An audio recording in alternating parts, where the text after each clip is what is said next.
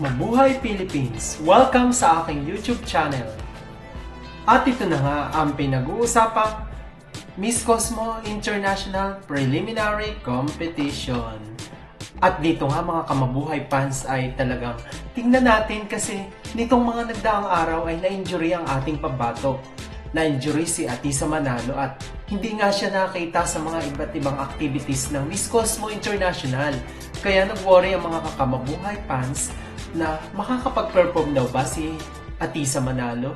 Ngunit sinurpresa tayo ng ating pambato at ito nga, ang mga taga-Indu ay talagang nagsasabi na wala daw ang Philippines is dying kasi ang kanilang pambato ang mangingibabaw sa kompetisyong ito. Kaya tingnan natin. Ako'y talagang nasurpresa sa ipinakitang galing ni Atisa Manalo sa kabila ng nagkaroon siya ng sprained ankle nitong mga nakaraang araw. At kaya nga, tingnan natin, hamak naman na mas maganda ang performance ng ating pambato. Tingnan natin ang performance ni Indonesia. Indonesia, we did it nang i-perform niya ang kanyang evening gown nitong preliminary competition. Tingnan natin mga kamabuhay fans.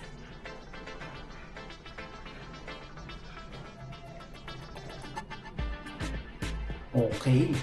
At talaga namang labang-laban din ang ating ninyo mga kamabuhay fans.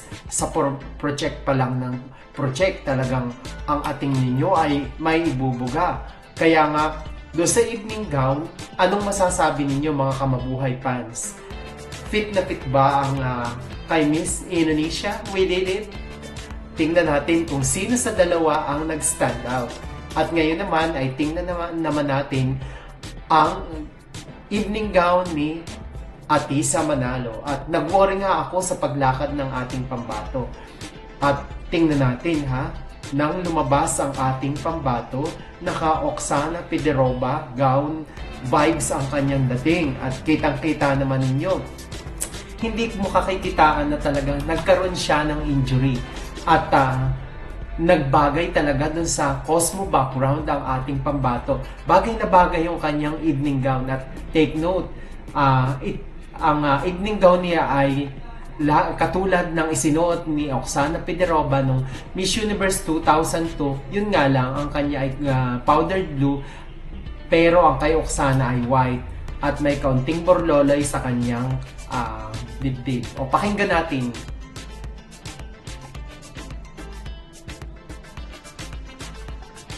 Okay, tingnan ninyo, laban-laban ang ating pambato mga kamabuhay fans. At ipinakita ni Atisa Manalo na talagang hindi tayo niya binigo doon sa introduction at evening gown. At pinakita niya na akala ko ay naka-wheelchair itong si Atisa sa paglabas. Ngunit nagkamali ako na talagang hindi tayo binigo ng ating pambato.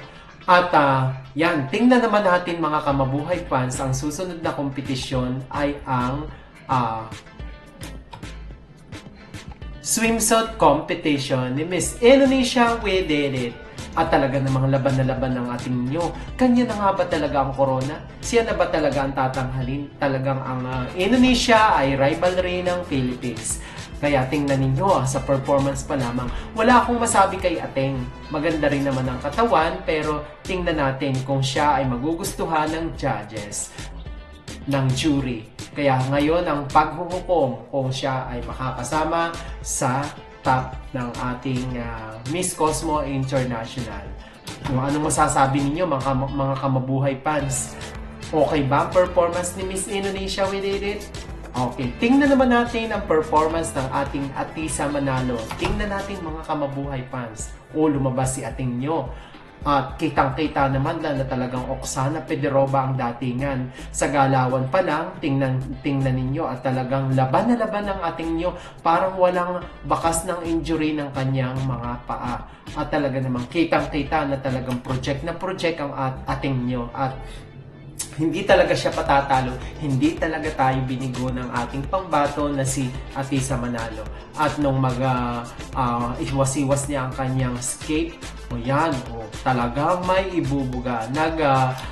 Sabay ang hangin sa kanyang mga ginawang pabongga. At syempre mga kamabuhay fans, sa suporta nating 104 million Filipinos ay tiyak ko na makukuha ni Maria Atisa Manalo ang slot sa top 10 or maging siya ang tanghaling Miss Cosmo International 2024. So yun lang mga kamabuhay fans ang topic natin ngayon. At kung hindi ka pa nagsusubscribe ay huwag kalilimutang i-click ang subscribe button at upang i-likes mo na rin at comments upang tuloy-tuloy ang ating interaction.